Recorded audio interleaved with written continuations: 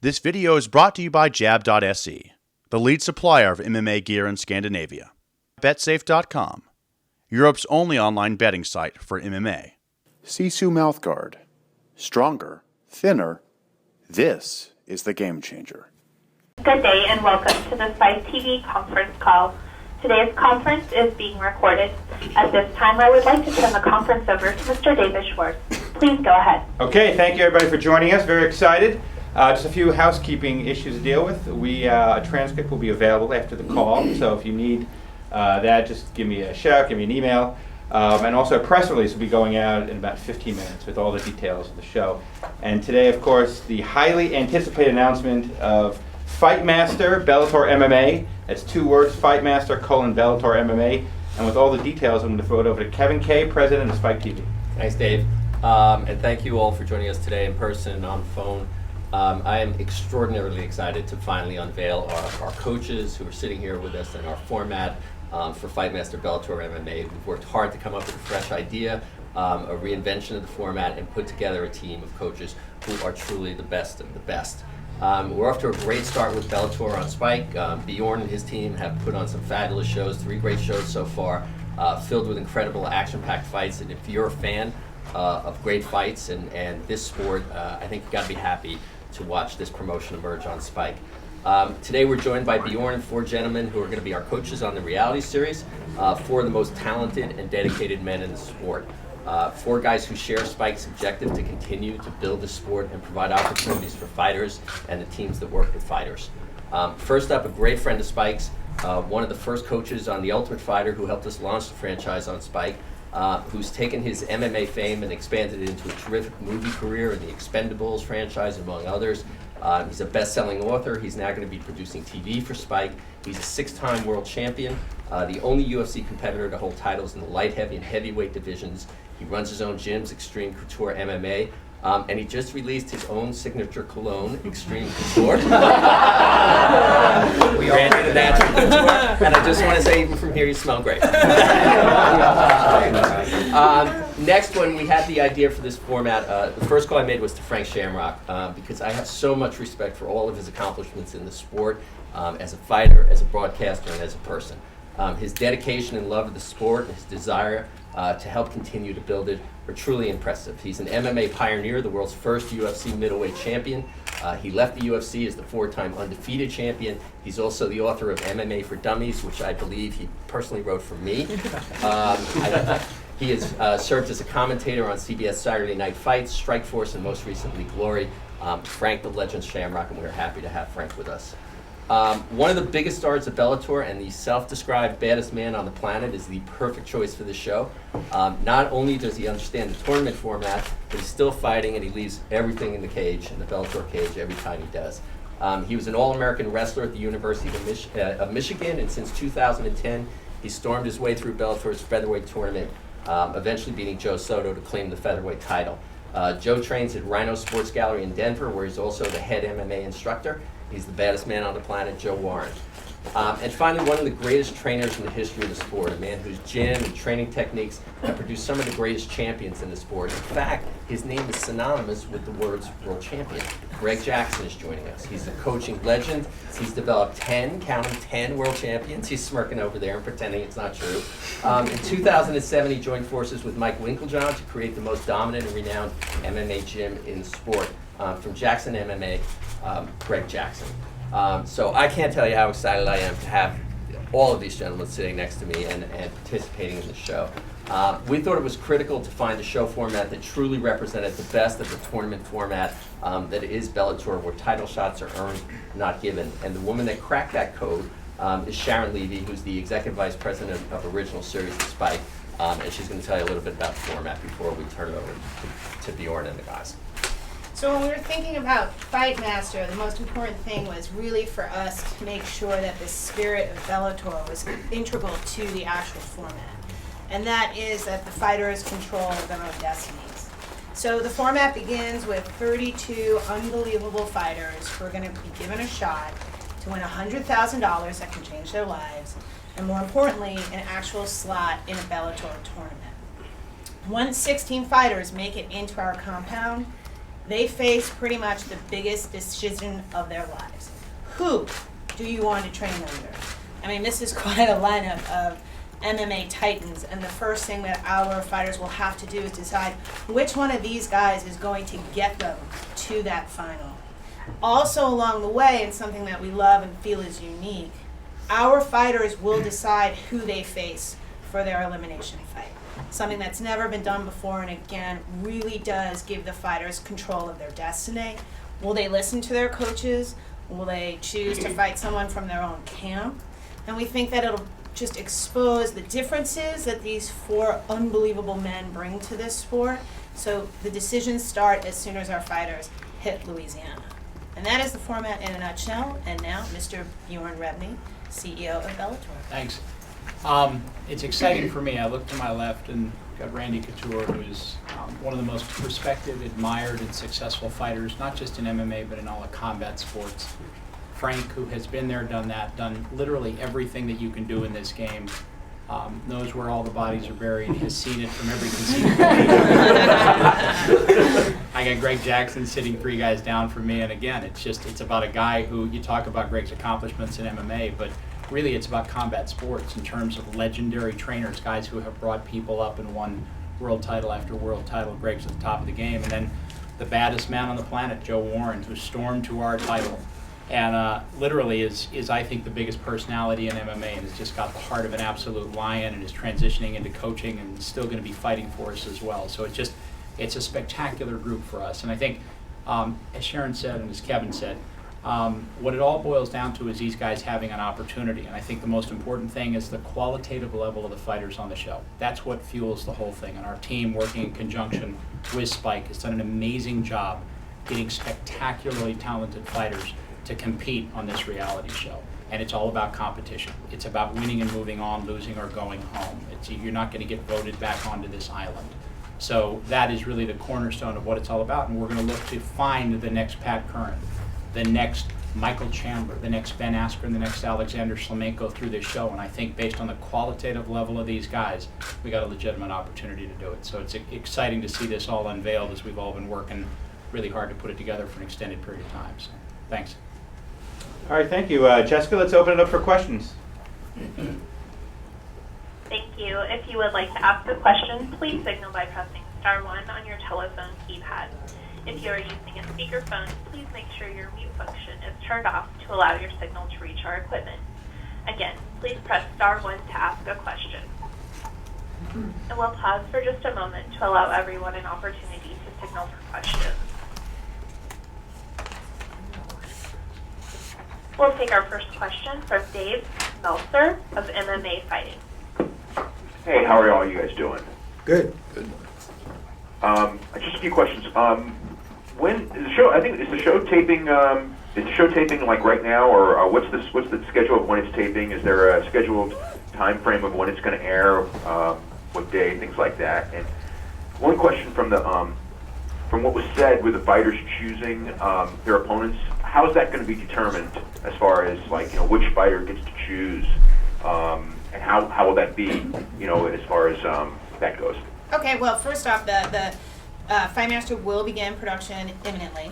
We don't want to give exact dates, and it will be debuting this summer.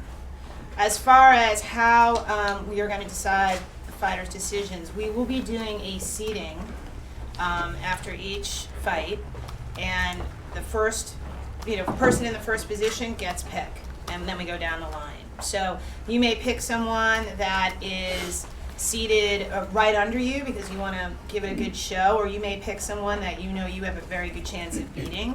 I think what's going to be very interesting about that is not only watching our amazing coaches and Bjorn choose that seating and weigh in, honestly, but also having to find out if our fighters want to take an easier way out or a harder way out, and how their coaches will feel about that decision. So the strategy of that decision, I think, is going to be great TV. And also, what weight is it 32 guys in one tournament, or is it 2 weight classes with 16-man tournaments, or how's that breaking down? It's 1 weight class. Okay, and do you know what the weight class is? Welter. Welterweight? Correct. Okay, thank you. All right. And we'll take our next question from Alex Goff of OnlineWorldOfWrestling.com. Thank you very much for taking my call. Randy, your decision to leave Zuffa, you've left the company twice already. You're seemingly on the cover of Bustle and Fitness every month. You're a movie star. If money wasn't the pitch, what was the pitch that I guess Kevin Kay or Bjorn Rebney gave you to make you join the company? Well, first of all, it's an honor to be back with Spike. I feel like in a lot of ways we're coming home. Spike, frankly, had the balls to put this on television when nobody else would, when everybody else was pushing back from the sport. And in a lot of ways, that changed the landscape for MMA for the better. Gave people a behind-the-curtain look at what it goes into being a fighter, and the preparation, the dedication, the training, and all the things. And that we're not crazy criminals that like to beat people up. This is what we do. And that first series was instrumental in that, and this is a great genre. Now we have an opportunity to do, in a lot of ways, the same thing. It's a watershed moment for the sport, again with Spike, to create more opportunities for more fighters in the sport of mixed martial arts. Randy, also Dana announced this past Saturday that your son will be competing in the UFC. He made very harsh comments to you. Did you factor in the fact that your son may be competing soon for Zuffa into this decision, or was it solely, this is what I'm going to do and my son's going to do what he'll do? Well, Ryan's his own man for sure. He's created his own style. He lives on his own merit, and it's almost sometimes a burden for him to drag around the same last name, but he handles all that in stride. He's done an amazing job. I'm very excited for him and the opportunities in mixed martial arts that face him now. We've certainly had some heart-to-heart conversations about what was going on with me and how they may affect his future in the sport of mixed martial arts, and he was all for it. He feels very comfortable and confident in his abilities and where he's at in his career. So it's certainly a concern for me because I know how some of the other guys play, but I think it's going to be fine. I think Ryan's a sharp kid. He's very smart and he's very diligent. So, in a lot of ways, you have to thank Dana White. He's made this transition for me back to Spike very, very good. He's made it easy. And gosh, the media storm and sensation has been wonderful. We really appreciate that. So, I have to thank him for that. You have to respect his passion for what he does, and that's admirable. So. Thank you very much for taking my call. And we'll go next to Elias Cepeda of Cage Potato. Hey, thanks everyone for the time. Randy, I had a couple questions for you. More specifically about what was just asked. What's your understanding of if you could, will be able to corner your son Ryan in a UFC fight? Dana seemed to allude to the fact that he would somehow ban you. I don't know how that's in his purview from like being a license to be a second and all that, but what's your understanding of, if any, if you'll be able to continue to corner Ryan in UFC fights? I don't have the answer to that question right now. I think it's an athletic commission issue, and I guess we'll cross that bridge when and if we get to it. Gotcha, thanks. And one more question, Randy. At the time when you signed on to this deal, and congratulations on it, did you have a job with the UFC or Fox kind of similar to stuff you've had before when you were retired? And if not, were there negotiations to try to get one like that? I mean, or was that not a factor? You really wanted to do this new deal with Spike? This was a fantastic opportunity for me moving forward and for the sport of mixed martial arts. Did you have a deal at the time, or did one just expire with UFC, or were you looking for one, or no? It really it's irrelevant. We're here to talk about a show on Spike TV, and my deals in the past really don't factor in. Cool. And Randy, is there one last one on that note about the show? It better be about our show. Do you feel you'll be given all your experience coaching on reality MMA shows before, do you think you're going to be a much different coach this time around, from lessons you've learned, or what kind of weight do you think your experience doing this, and of course all the coaching you do at your gym, will bring to bear in this new show? Well, I think coaching is where I started before I ever started MMA. I was coaching at a university in Division I college wrestling. It's something I've always had an affinity for, something I enjoy. I'm certainly a much better technical athlete now than I was, 6, 7, 8 years ago. So all those things are things that bear on how I'll coach and how I'll relate to the athletes that I get to train in this show. Awesome. Well, thanks a lot, Randy. Congrats. Thank you very much. And our next question is from Eddie Goldman with No Holds Barred. Thank you very much. Hello, everybody. First question is for Bjorn. Bjorn, some other reality MMA shows are positioned in a way to encourage the people to act crazy, to get drunk in front of the camera, and so forth. How is this show going to be positioned, and is it going to be positioned differently from some of these other shows? Hey, Eddie. I think that the cornerstone of this show is really about the people behind it. And when you look at the guy the team of people and the leader of the team of people who are producing this show, and Bertram Van Munster, what you've really got, Eddie, is you've got the Michael Jordan of reality programming. You've got a superstar in the space who's got, I think, at last count, 13 Emmy Awards for what he's done in The Amazing Race. And when you look at what he does, it's really biopic competition.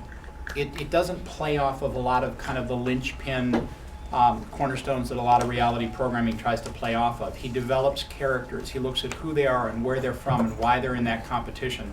And I think that's what was so attractive to me about the potential of aligning with someone like that. I mean, we talked about the coaches that we've got, and I think we got the best of the best across every conceivable platform. And then when you look at a guy like Bertram, you really have the best of the best in terms of reality production, and that's what he does. He doesn't rely on the hijinks. He relies on the substantive storytelling and really developing the characters of who these guys are, why they're there, what they're trying to accomplish. They're trying to drive to getting into one of these tournaments and then conceptually becoming a Bellator champion, or at least challenging for a title. So, I mean, I think that's where the backbone of this thing is. And when you've got great people like that who've made their name doing that kind of programming, Eddie, it tells a story about where this story is going to be and how it's going to be told, and what kind of substantive competition and storytelling we're going to see in this show. Okay, and a question for Joe Warren. Joe, they when they introduced you, they didn't say that you were a Greco world champion. It's interesting, 2 of 4 coaches have a very strong Greco background, you and Randy. Is there anything to that? Is that just the way this worked out, or do you think that Greco background really helps in coaching MMA? Well, the real warriors out there are Greco-Roman athletes. When you're trying to find the baddest guys on the planet, you grab the baddest men, really. But no, I think it just kind of happened that way. I was a young athlete coming up under Randy for a long time, so I watched how he trained, and also was trained by similar people that trained him. So no, I just think that it wasn't that factor, but I think it's exciting to have us both on the show. And a similar question, a little different for Randy. Now that you're working with Spike TV, I know obviously people should know your wrestling background. Do you think that in addition to this, there's any way that Spike TV could help out with the televising of either Greco or freestyle or collegiate wrestling? Because we know, that's been very limited. Is there any possibility of you sort of advocating that down the line? Well, I think first, having athletes that came from that background, like Joe and myself, certainly raises awareness about wrestling and the merit of the sport of amateur wrestling, and that's first. Whether or not some programming or exposure for amateur wrestling and the Olympic styles especially comes through this relationship with Spike, that's yet to be seen. So obviously, I think we all, as fans of wrestling, want to see it get exposed and develop a stronger foundation, and see, that the college programs quit going away because of misuse of Title IX and those sorts of things. But I think MMA has certainly been an instrumental tool in helping that occur. Last question for Frank. now that you've been identified as someone who knows where all the bodies I could help you with that too. I know. I'll make a good show. I don't really know where they're buried. I just know who buried them. That's all. That might be good enough. Well, congratulations to everybody on the time. This is a show I'm looking forward to. Thanks, Eddie. Thanks, Eddie. And we'll take our next question from Matt Manzella of CageReligion.com. Good afternoon, guys. Thanks for the time. This one's for a quick one for Randy.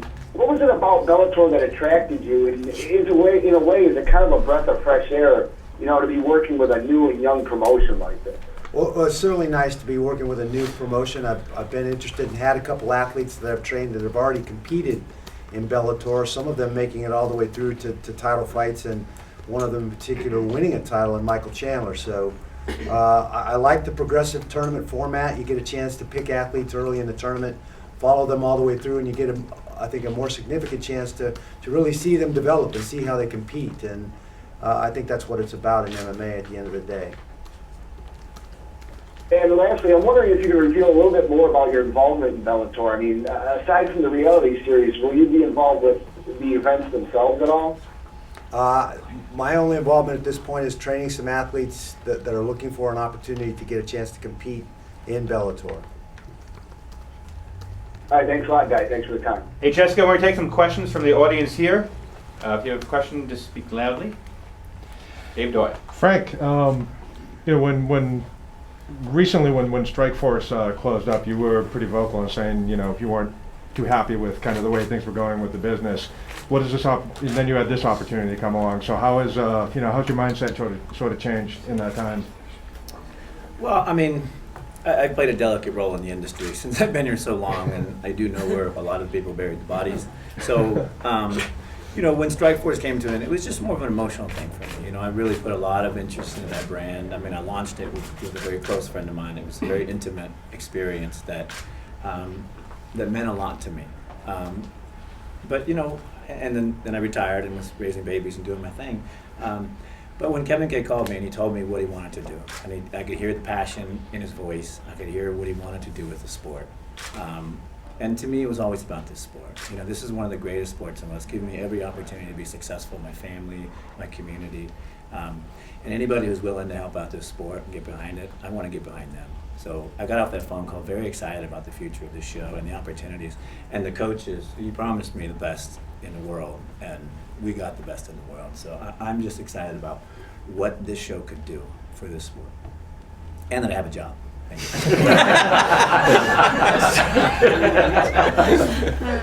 Question from the audience. Great. You've been around this business a long time, and you have a lot of fighters in the UFC. In terms of coaches, I think you have the most. Are you at all concerned about how this might affect your fighters in the UFC, working with the promotion? No, I don't think so, because like Randy, I've worked with Bellator before, and I don't think it should be a problem. My fighters are my fighters, and I'm me, and like Frank said as well, I think it's good for the sport. Even Dana would admit that it's good for the sport to have other organizations around, and so I don't foresee any problems. Were they aware that you were going to take this role? No, I had to keep it hush hush. So yeah, they might have figured it out by now, but the important thing is that you can help as many people as you can help, and for me. And so, this gives me an opportunity, all of us really, an opportunity to kind of help these young fighters up and coming that really work hard and deserve to have a place to showcase their skills, and it's great that they have this place. And for Sharon, it's you mentioned a compound. Are we talking about like 4 bunkers here? Or? Oh my God, did that sound scary? No, it's just a really fantastic kind of state-of-the-art, living and fighting area. So once our fighters move in, they're there for the haul, so they stay. So that's why I refer to it as a compound. It's quite spectacular. So it's like 4 houses, and they all come to one training It's really more of one big facility, and that's all I'll say. You'll have to tune in to watch it.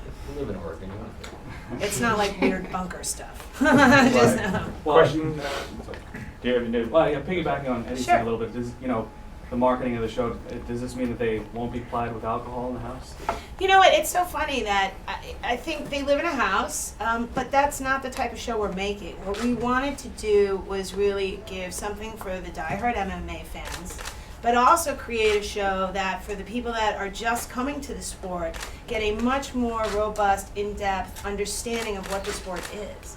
So I think, you know, strategy, technique, when these guys size up these fighters and really pinpoint what's missing in their game or what they can bring to improve their game, it's not going to be, you know, a bunch of drunk guys running around and acting like idiots. That's not how we're looking at the show. And I think Bjorn said it great. You don't hire a marquee company like Profiles with Bert and Elise to make that kind of show.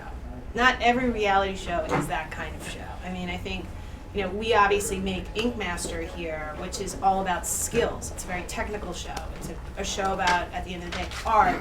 And they don't run around drinking like maniacs and acting stupid. That's just not the type of shows that we're doing. And then for Kevin, Randy's been on Fox broadcast, and broadcasting has been a big part of his presence in the sport in the past year. Is there any possibility that there's going to be a broadcast component to his deal with Spike? Well, we'd love that, but that's not, you know, that's not right now, and, you know, that's a discussion that maybe we'll have in the future. But, you know, right now the focus is this reality show, and, you know, we're just pleased to tell that he's a part of it as we are with all these guys.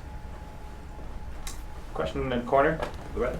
Hi, Sharon. I just had a couple questions about a little more about the logistics, and I might have missed this when you were talking. That's okay. So, you said each fighter gets to choose which respective coach they want to train with.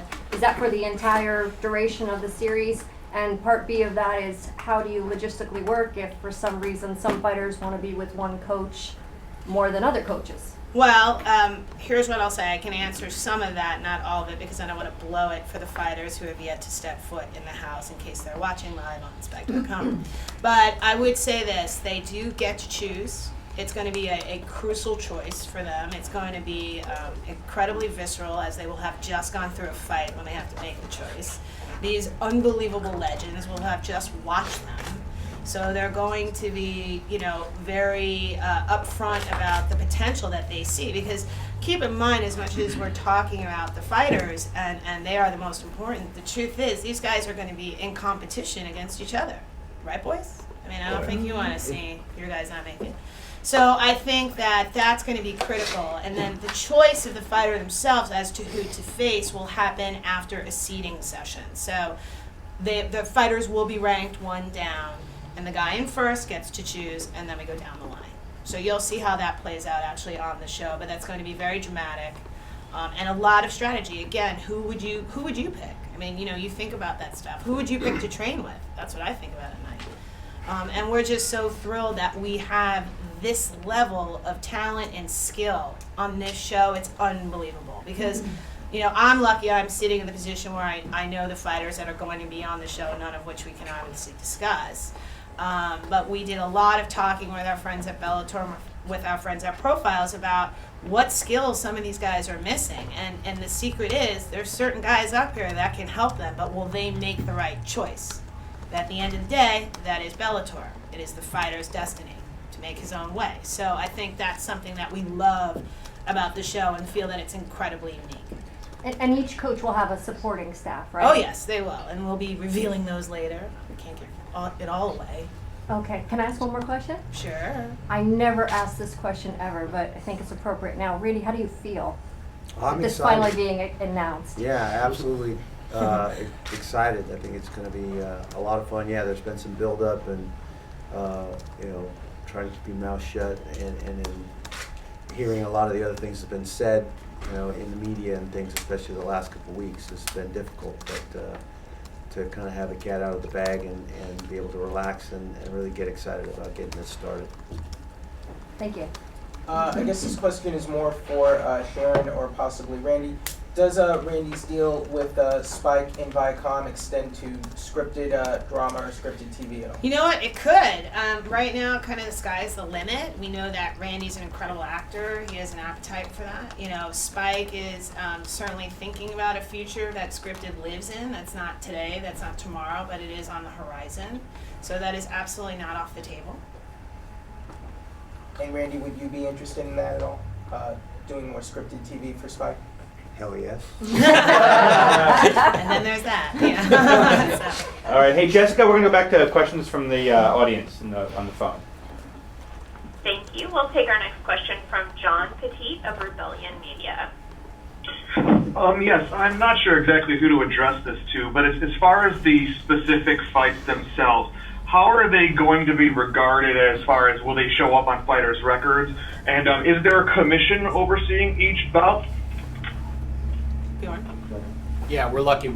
We've got a great commission in Louisiana that's going to be overseeing all the fights for this bout. We've done I think 6 or 7 fights in Louisiana, and the commission has just been top tier. They got great inspectors and a great commissioner who heads up the commission. So we'll have great oversight, and they'll be working hand in hand with us, over the entire production period. Will the fights themselves show up on the fighters' professional records, or will this be exhibition fights, as in the other shows like Tough? I'm going to steal a line from Sharon. That's something that we'll reveal at a later date. Got you very much. And is there a finale show planned? For the final fight, or is that going to show up on a special Bellator card, or is that going to show up on on one of the planned events you guys already have? Again, to be revealed later, but it will show up on as part of a Bellator fight card. The finale, the actual final fight. Very well. Thank you very much, guys. Congratulations. Thanks. And we'll take our next question from Stephanie Daniels at BloodyElbow.com.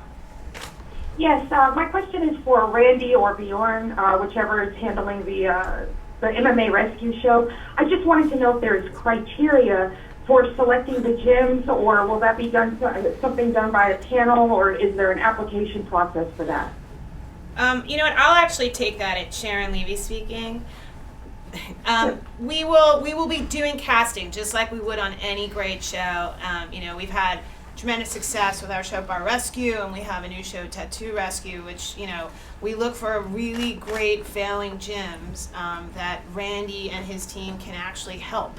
And so like any kind of great casting, you need the right sense of story, the right problems, the right mixture. The right amount of conflict, and the right hope. I mean, if Randy doesn't think it's worth saving, then we shouldn't do it. So that process has not begun, but it will be, a traditional casting process that involves everything from people being in cities doing research to applications to a lot of work. And when do you estimate that'll start filming? Shortly after this other one? Right now we're just in the very early stages of that. Right now it's all about Fight Master, and then that will follow suit. So we will keep you posted on all of that information as it unfolds. And will that be a 30-minute or a 60-minute show? 60 minutes. Okay, thank you. You're welcome. And we'll go next to Damon Martin with BleacherReport.com.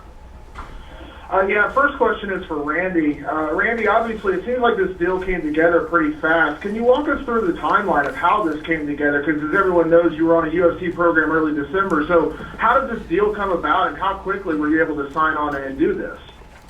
Well, it's been an ongoing process. It wasn't as quick as you'd think. It's been a few months of preliminary discussions and signing an NDA to even hear the pitch, and then obviously for me, making a very important decision as to my future with Zuffa and the rest of things, because I know that it was going to create a huge impact there. So it's been a serious decision, and it has been a while in the making. To that point, Randy, obviously you've been very busy with your movie career as well. I mean, was it difficult to take the time away and say something on for this? Because it seems like this will have to be your focus, especially for the next year, I assume, as you do the reality show and do this other show, that you're going to kind of take a step back from movies, I assume, or how is that going to work? I start a new movie in March as soon as we're done filming Fight Masters, and Expendables 3 starts up in August, so I'm not taking a step back from anything. I've been a master juggler for a lot of years, so I'll continue to juggle a lot of balls and do the things that I've been doing. And one question for Greg Jackson. Greg, I know in the past, you haven't been involved with TV shows and things like that because you've always kept the focus on the gym. I know you didn't really do The Ultimate Fighter this season with John Jones because, again, you wanted to work with the guys at the gym. Guys had big fights coming up. How did you come to the decision to, again, take this time to step away from your gym at home and be able to do the reality show for, what we assume is going to be filming for, obviously a couple months? Well, like Randy, when we get where we are in this business, you are basically, master juggler. And so just making sure that everything stays organized, that I'm able to help out as strongly as I can in both places was very important, but it's very doable. So the great thing is, you have great assistant coaches, and that's always been one of my strengths as a team is the coaches around me are much better than I am, but just having that support system allows me the freedom to kind of move around a little bit. So I'm very, very blessed and lucky for that. And one last question, I guess this is for Bjorn or basically everybody. With the assistant coaches, that is a question. Obviously, when we've seen other reality shows, guys do bring guys on. Will that be the case with this, where Greg can bring on some of the guys from Jackson's, Randy can bring on guys from Extreme Couture? How will that work? I'll answer that. It's Sharon Levy speaking. Absolutely, these guys are bringing their A-plus team. Again, we're not naming names at this juncture. But when you approach guys like Greg, Frank, Joe, and Randy, we're very cognizant of the fact that they have major world champions to train. So it's always been about their team. And I think that's what's going to be really interesting, that kind of inside look into the camps, how they work, the relationships between the assistant coaches and their coach. So we will make it work, and when you go after the level of talent that's on this dais, you know that it's going to be tricky and it's going to be juggling, and again, that's why you hire really good producers. Awesome. Thanks a lot, guys. And we'll go next to Jason Floyd with the MMAReport.com. Yes, my first question would be for Bjorn. Why did you choose Louisiana as a place to film the show? There were lots of options. It's a combination of factors. It's just location from a regional perspective, commission interaction. I mean, obviously the commission plays a huge role in a show like this because of the condensed time frame that you produce the show in, and their willingness to really dive in and work with you to create something special. A lot of different factors come into play. It's a weigh and balance that we look at with profiles and our partners at Spike, and just try to figure out the one place where we can really create the show the way that we want to create it while adhering to the rules and regulations that the commission mandates. And also, I think, just to add to that, New Orleans is just such a city steeped in history and excitement, and it just felt like a great backdrop for this from just a story perspective and a creative perspective. Will the fights in the house be 2-round or 3-round fights? 2-round fights. Two-round fights. Got a lot of fights that got to happen in a short period, so. All right. My next question would be for Joe Warren. You're the only coach that's actually fought in the Bellator cage, so do you feel like you're carrying the Bellator flag in this reality show? Yes, I definitely do. I believe this is one advantage of being coached by me is being able to be a person that went through the Bellator tournament and won a belt. And also, I've been with Bellator since the beginning, so I'm pretty much, bleed Bellator a little bit. So for me to have that kind of experience with Bjorn and the organization, I think it's awesome. I think it'll be a great coaching benefit. Final question would be for Greg Jackson. Greg, since you do have a lot of fighters in major organizations, while you're filming this show, will you ever leave the show to go corner one of your fighters? Yeah, I have responsibilities to those fighters as well as the new fighters that we're going to be working with on the show, and we've been able to work out the two. So I will be there for this show, and then also to be able to be there for my guys as well. Thank you. And we'll go next to Jorge Estrella with thesportscourier.com. Hi, this question's for Bjorn. You've spoken to my colleague Frederick Johnny many times about your relationship with Impact Wrestling. Could you guys see a decorated Olympic wrestler like Kurt Angle making a cameo or two on the reality shows against the coach? You know, you never know. I mean, look, we're pretty fortunate and blessed. I mean, Joe's spoken to it. We've got some amazing talent that fights inside the Bellator cage. The Chandlers, the Currans, the King Mo's, a lot of these guys. And so, you know, one of the magical things about the alliance that we've got with Spike is that cross-pollination. We can bring guys in from different areas. I mean, Mo is the perfect example of a guy who's straddling both of those fields. So I think it'll be interesting to tune in and see who ultimately makes guest appearances, who ends up in whose corner, who ends up showing up. It just, we've got amazing characters and amazing personalities with huge accomplishments here. You know, and tune in and see who else conceptually could show up.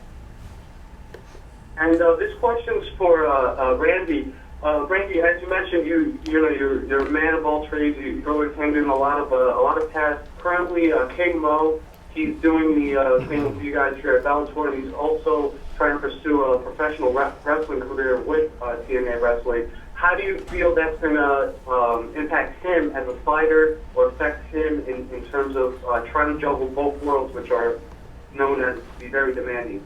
Well, it could be a big challenge. I did that at the beginning of my mixed martial arts career. I was still competing for the national team and fighting, and it was tough. When you're focused on one thing, the other thing's getting rusty and not as sharp as it should be. So it can be an issue, but it is doable. Okay, thank you guys. Hey, Jessica, we take a few questions from the audience here. Any questions here? No. Oh. Bjorn, you talked about the talent level of the show. Can you just a little bit more? I mean, are we talking about kids starting out, or think people that you would have put in a Bellator tournament right away that you're going to put in a reality show instead? Just expand on that a little bit. Sure. Please. I mean, it's a great combination. I mean, I think that the cornerstone of it, and that's what makes our alliance with Spike so spectacular, is you're not going to talk your way into a world title fight here.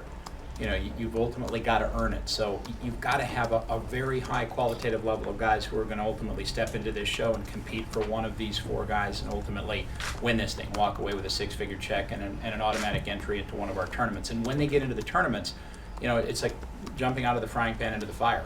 I mean, it just gets deeper if you've watched it over the last couple of weeks. So, you know, it's going to be a nice combination of guys. We've got some amazing talent that's going to be developed through the show. We've got some guys you may be familiar with. We've got some guys who you may have seen compete in Bellator. But it's a great combo, and I think the cornerstone of it is that they're really high-quality fighters who we believe, when ultimately we end up with just one guy, he's going to be able to walk into the next 170-pound tournament and compete. And you know, make us proud in terms of whichever one of these coaches ultimately brought him to that place.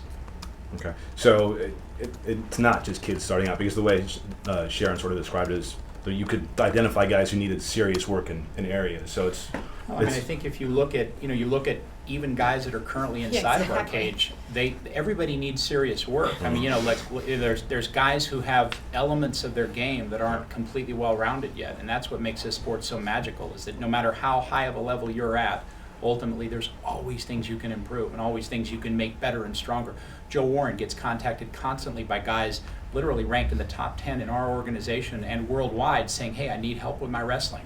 And that's just part and parcel of it. I mean, you got Randy and Joe here from a wrestling perspective, and you got Frank's skills and Greg's skills. It just, you know, there's always parts you can make better. There's always parts you can make stronger. It doesn't matter whether you're top 10 ranked in the world or whether you're just starting out and are 4 or 5-0. I think it's something to add to that. It's about knowing yourself as a fighter, and if you're smart enough to understand what your weakness is and which of these guys can help you overcome it.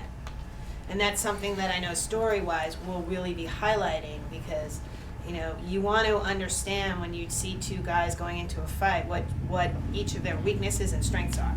And so especially to make sure the audience at home knows that so they can follow along. Again, the diehards will know all of that. But some of the new fans to MMA might not. And that's just interesting storytelling. Yeah. And that's what we're after. A couple more. Sorry. If you're identifying a prospect, are you going to now pitch him, say, hey, you know, you have this reality show opportunity versus jumping straight into the tournament? I mean, how are you using this as a selling tool for Bellator when you talk to fighters? Well, this was, I mean, we set out to do this as a casting for Fight Master, you know, and Bjorn and his team were amazing at that. And we will see who rises through the ranks and who deserves the shot.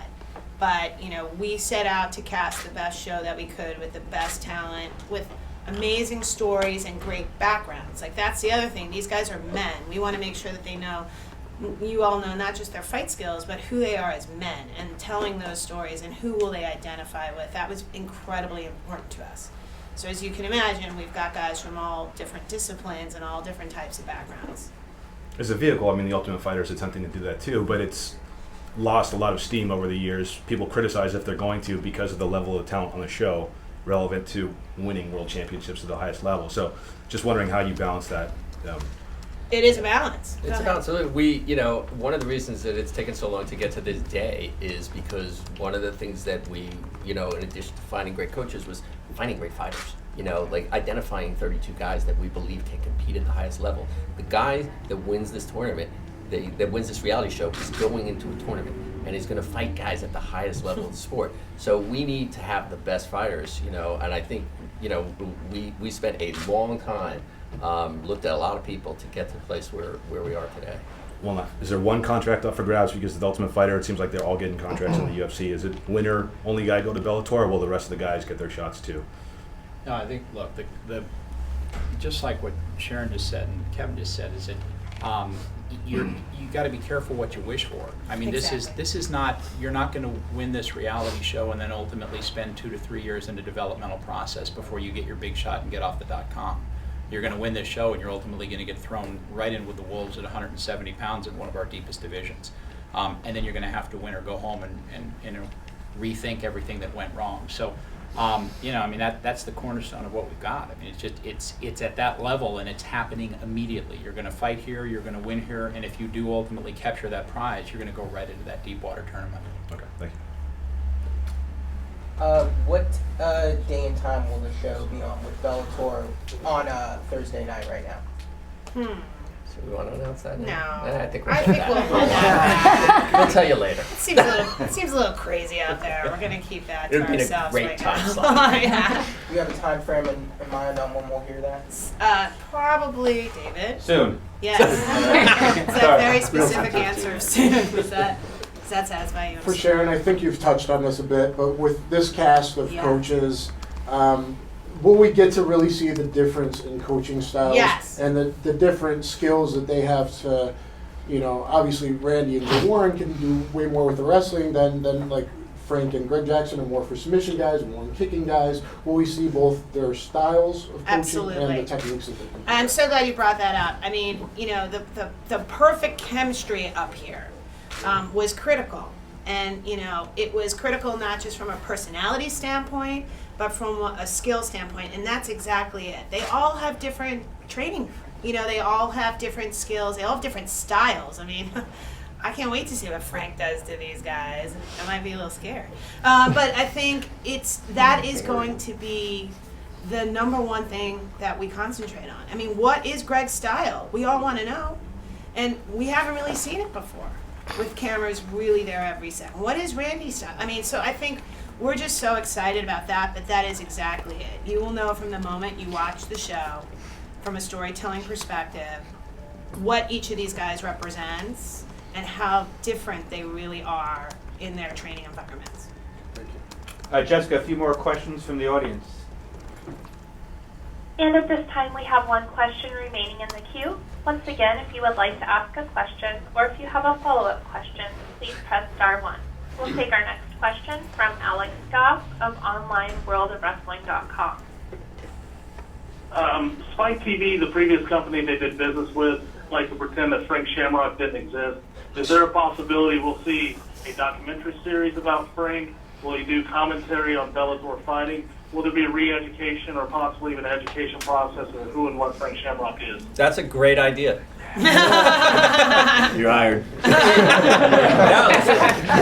That's a great idea, and that's something that, actually something we've thought about and talked about internally. We'll talk to Frank a little bit about it, but I think that, I think part of what we will do here, as we do on everything, and one of the things we're doing on, with Bellator, with the tournaments, we did a great special on King Mo Unrivaled. That was about trying to get people familiar with Mo, people who might not know him, people who understand his story a little better, try to build stars.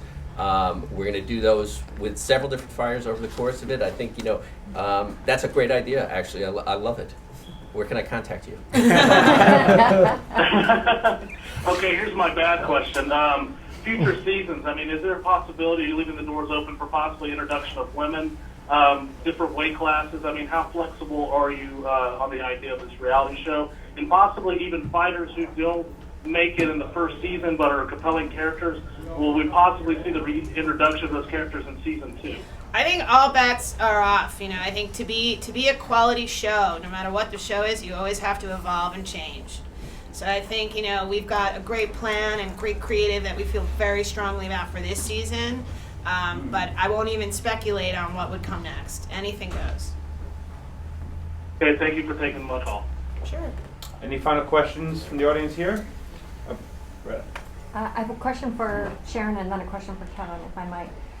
Sharon, you said before all the fighters will fight and then they're seated and then they get to decide. I'm sorry, not all the fighters will fight. I don't want to actually tell you how many because it will give away. I guess there will be a fight and then there will be seating.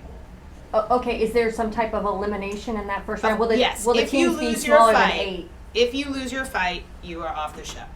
So does that pare them down to half the 32 to the 16 for the teams, or? The 32 are for the first 2 days. 32 guys are basically fighting for a chance to make it into the compound. At the end of that, there will be 16, and our show starts from there. Gotcha. Kevin, can you talk about why you're picking the summer to run this show and not the fall? A lot of networks wait to the fall. How does that benefit the Spike audience to let this debut in the summer? Well, look, I think, one of the things that we want to do is make sure that Bellator has a year-round presence on Spike, right? So, as I've said before, it's like, Bellator is, a huge priority for us, and, our partner is a huge priority for us. So having a year-round presence is critical. If we could have it on 52 weeks a year, we probably will. So, this first tournament ends in April. Then we get into the reality show. We'll talk about it a little bit when we announce that. We get into the reality show. We have some summer fights, and then we get into a fall tournament. So the notion is, and I think that I actually think like spring summer is a really great time, for us and for our audience. So but the real key to this is to make sure that we're continually pumping out great Bellator content. And getting the fans to watch. And traditional, I'll just add to that. Reality is very hot in the summer. It's if you remember back, it's where Survivor launched. It's where a lot of great shows launched. So summer is a good time for cable in general. Though now it's competitive year round, but. Gotcha. And so in the summer there'll be a little bit of overlap, right? We might have the summer series running at the same time. Well, we won't comment on that because we still haven't given you the dates. Okay. But we will soon. Okay, thank you. Question over here? Yes, will you guys broadcast this overseas? Europe, Brazil, Asia? Yeah, yes. It's a good question, and I'm not sure that we have the exact answer to it yet. Like in which specific territories it will air, but it will air in a lot of foreign territories. Any last questions? You guys have cultivated a lot of international talent. That's been where you found a lot of your undiscovered gems. What's the potential to see a lot of international competitors on this show? Yep. Nothing. Look, as Sharon said, nothing's ruled out. And the cornerstone of what we're about is it doesn't matter how great your hair looks or how poor your hair looks or whether you're married to a supermodel. What really matters here is the competition level. So we really didn't singularly focus on any specific area. When we went through and we're looking at these fighters, and that was the most elongated process in this whole program, was looking at the fighters and trying to find out who we could put into the show in terms of where they're going. So we looked across a lot of continents, and we have. I mean, we've got more international fighters in terms of Brazil and Russia and Europe, Africa, Asia, et cetera, fighting in this organization than anyone in the game today. So it's really just about how well they fight, and I think you'll see some of that in this show, and then subsequently you may see more, you may see less, but it just, ultimately one guy's going to end up at the end of this road, and wherever he's from, whatever language he speaks, it's all about what happens when that door shuts and locks behind them. How's that going to play out in the house if there's international competitors don't speaking? You'll have to watch. My goodness. It'll be hard to market them. I mean, I would say this: no one doesn't speak English. How's that? All right. I will not comment on accents. No one doesn't speak English. Was there any thought of doing another format? Given that the reality show tournament has been done so often, it's been pretty much. We think this is a really unique format, and I think that I haven't seen a reality show where every single decision is up to the contestants, which if we're making an analogy, the fighters are the contestants, driving their own destiny. You know, we think it's fresh and we're excited about it. Okay, I think that's it. Thank you all for joining us. Thank Again, you. contact me if you'd like a transcript.